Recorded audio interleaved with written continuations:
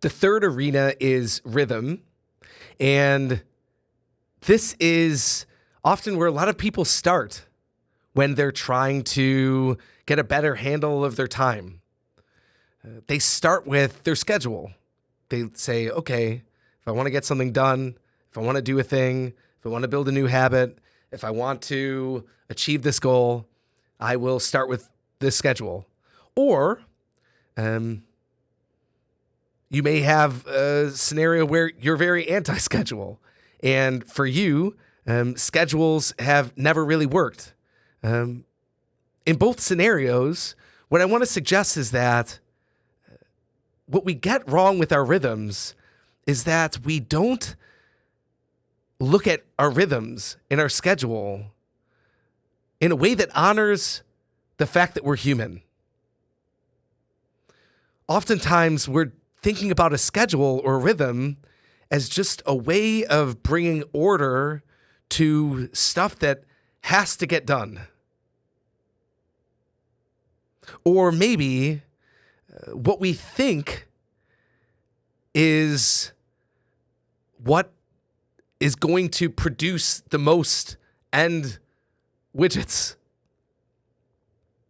But as human beings, we have to take a more holistic look at our rhythms.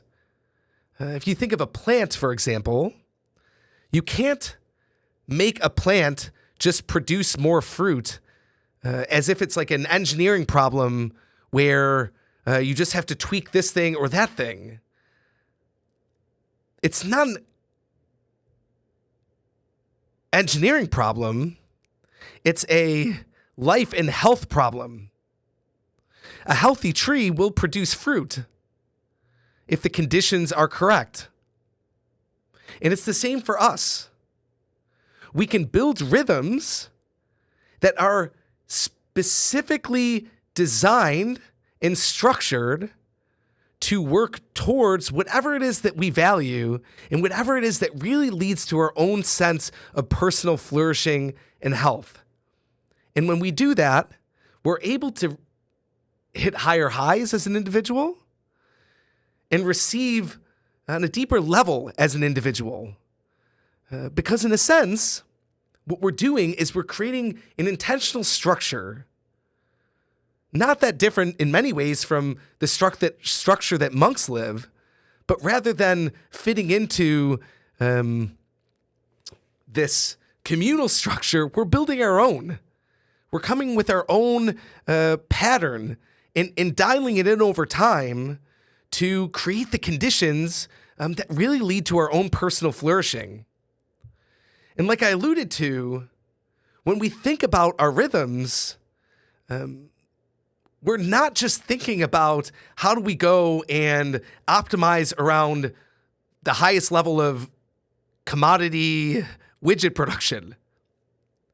We're thinking about things like energy. We're thinking about things like attention, our emotional state, relationships, our sense of meaning. We're taking all these things and we're building a structure. This is a very much external work as it gets manifested. It's a structure that keeps us focused on the things that are really most important to us. Rhythms are our values made visible, or at least they can be. We can find ourselves trying to just will ourselves through life. In the last lesson, we talked a bit about attention. And it is the case that you can choose where to direct your attention at any given time. And as that is a practice that deepens, you will find that more often than not, you have that sense of agency in how you're directing your attention. And still, it is very difficult to constantly have to be directing your attention without some sort of external supports that actually direct your attention.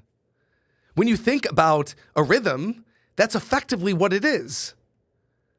It's this scaffolding of sorts that is intentionally designed to direct your attention in various ways at various times towards the things that work towards the highest good.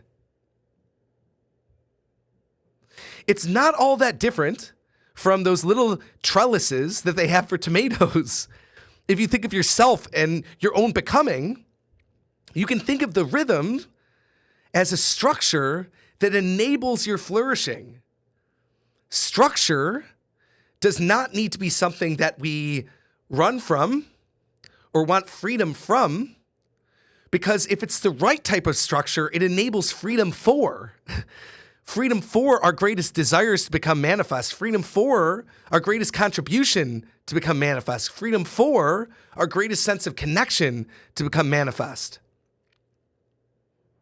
Our rhythms are the trellises for our becoming. Now, in machine time, we treat our life like an assembly line. We confuse things and think that maybe we just need to structure everything so that we can kind of optimize around churning things out. But we're not machines. You'll notice you have a natural pattern of energy, of flow, of all these different things. And if you try to treat yourself like you're an assembly line, you're not going to be very effective. Or you're going to just be pushing yourself more and more, and it's going to feel terrible. That's not my desire for you. My desire for you is, yes, that you're able to go and do the things that are most important to you, but also that you don't get that crowded out by this constant throughput that actually makes it difficult to ever get any of the most important things done. Because these rhythms, from a machine lens, prioritize efficiency over our humanity and ultimately make us less efficient.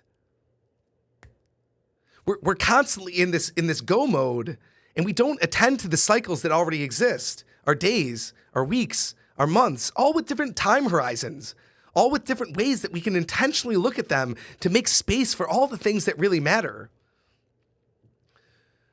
Some of us may have resisted rhythm so much, schedule so much, because of the coercive feel of this production at any cost mentality, that our lives effectively have no structure and we're living in a very reactionary way. And what I'd suggest is that's not the answer. And with all the people I've worked with personally, even the people who will say in the beginning how they really don't like schedules, they also do. They just don't like what they have experienced schedules to be, but they know deep down that there's more, that they would be able to thrive a bit more with a bit more structure. And this structure also helps us to keep focused on that which is most important, which when we have that intelligent design, we're able to relax a bit more.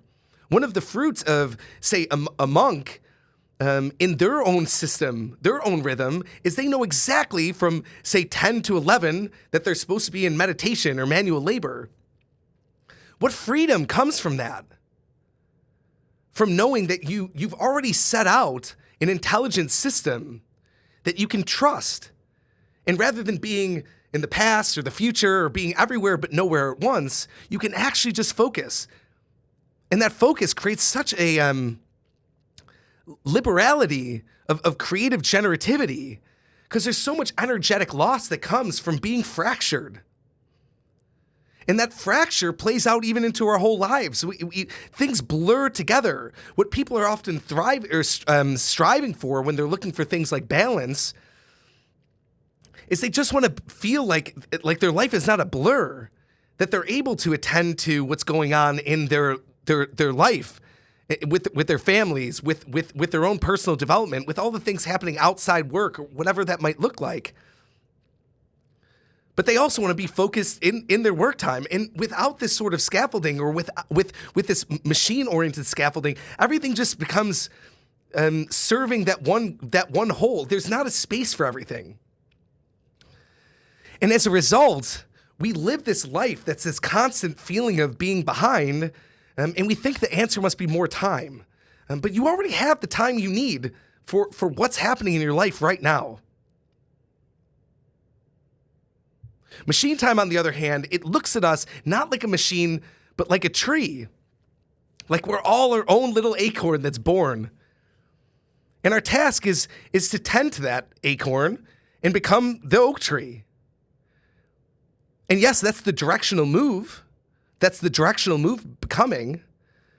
But when we're thinking about our rhythms, we're thinking about what's really needed for the flourishing of this specific, unique good that is you.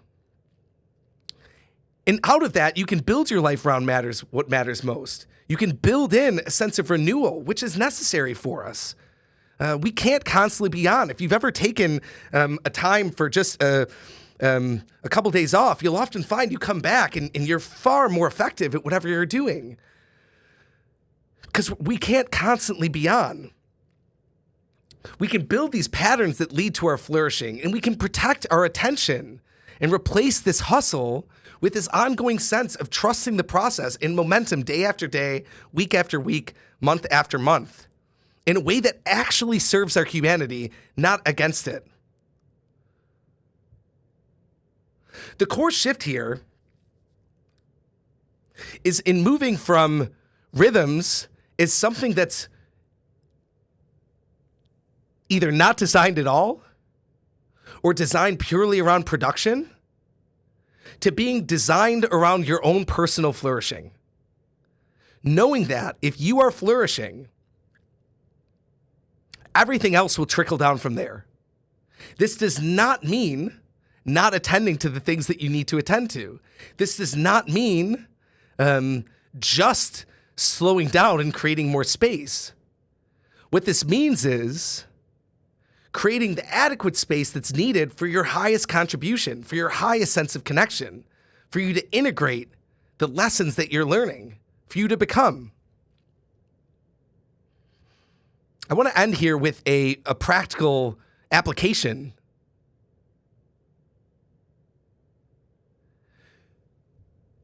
Everyone who's watching this is going to be coming from a different starting point in relationship to their rhythms, in relationship to their schedule. What I encourage you to do is just choose one thing that you want to serve as an anchor that's aligned with who you're becoming, that you want to make a rhythm rather than a reaction. This could be on a daily basis. This could be on a monthly basis. This could be on a weekly basis. But what's something that you want to make sure you have anchored that you know is going to positively impact every other aspect of your life? Just start small with this one little thing. Because this one little thing is going to prove to you how effective it can really be as we slowly build out these rhythms that don't just serve production, but serve the unique good that is you.